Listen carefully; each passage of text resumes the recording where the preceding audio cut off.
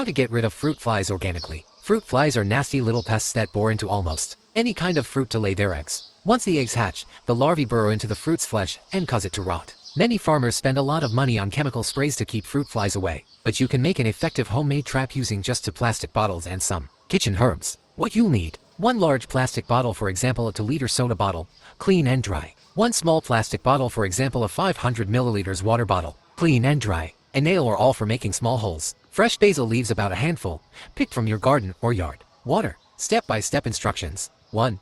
Prepare the large bottle. Cut a cross-shaped slit in the side of the large bottle, just slightly smaller than the mouth of the small bottle. Make sure the opening is big enough that the small bottle's neck will fit snugly through it. 2. Prepare the small bottle. Use the nail or awl to punch multiple tiny holes all around the small bottle. The holes should be just large enough for fruit flies to crawl through, but not so big that they can easily escape. 3. Take the basil bait. Pound or crush about 10-15 fresh basil leaves in a mortar and pestle or a small bowl and spoon until they release their aromatic oils. Place the crushed basil into the small bottle. 4. Assemble the trap.